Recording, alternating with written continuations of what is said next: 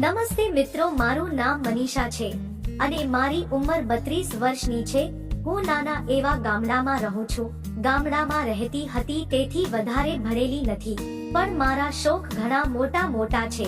મારી બાજુમાં એક છોકરો રહે છે, તે સિટીમાં અભ્યાસ કરે છે। તેનું નામ રમેશ છે।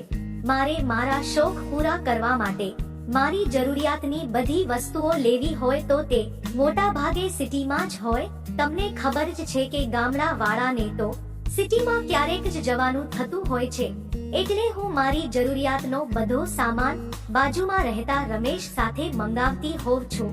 જ્યારે પણ રજા પડે ત્યારે લેતો આવતો હતો। આ વખતે પણ તે જ્યારે આવવાનો હતો ત્યારે તેનો ફોન આવ્યો હતો, એટલે મેં મારી જરૂરિયાતનો બધો સામાન મંગાવી લીધો। અને આ વાત તો ખાલી અમારા બંને વચ્ચેની જ હતી। મારા પતિને પણ આ વાતની ખબર નથી। મારા પતિ હંમેશા ખેતરના કામમાં જ રહે છે, દિવસ રાત બસ ખેતર જ ખેતર। આના લીધે તો મને યાદ પણ નથી કે અમે બંને ક્યારે સાથે બેસીને આનંદ કર્યો હતો।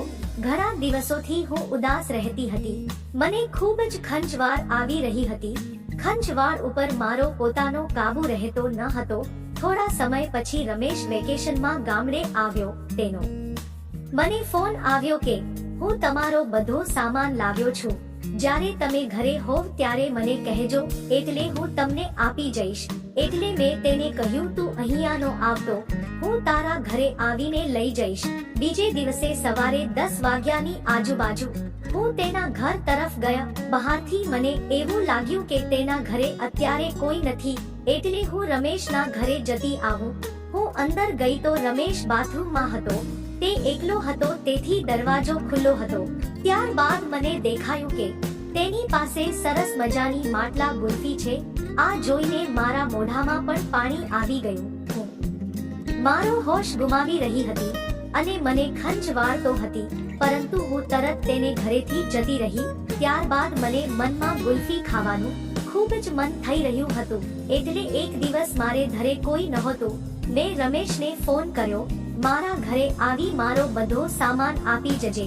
થોડીવાર બાદ રમેશ મારા ઘરે આવ્યો અને મારો સામાન આપ્યો અને કહ્યું કે હું તમારા માટે કંઈક લાવ્યો છું, પણ તમારે આ વાત કોઈને કહેવાની નથી। ત્યારબાદ તેણે મને એક થેલી આપી, જેમાં તે મારા માટે સુંદર મજાના કપડાં લાવ્યો હતો। આ જોઈને હું રાજી થઈ ગઈ અને મને લાગ્યું કે રમેશ પણ હવે જુવાન થઈ ગયો છે, આને પણ હવે મારે કશું ગિફ્ટ આપવું પડશે। ત્યારબાદ હું તેને કહેવા લાગી કે તે દિવસે હું તારા ઘરે આવી હતી ત્યારે તું બાથરૂમમાં સ્નાન કરી રહ્યો હતો અને તારી પાસે માટલા ગુલ્ફી પણ હતી, એટલે મને માટલા ગુલ્ફી ખાવાની ખૂબ જ ઈચ્છા થઈ છે।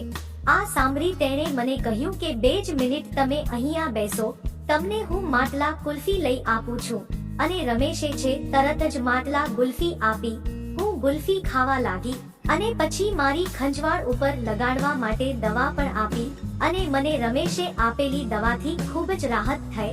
મિત્રો, વિડિયો પસંદ આવ્યો હોય તો વિડિયોને લાઈક અને ચેનલને સબસ્ક્રાઇબ જરૂર કરજો।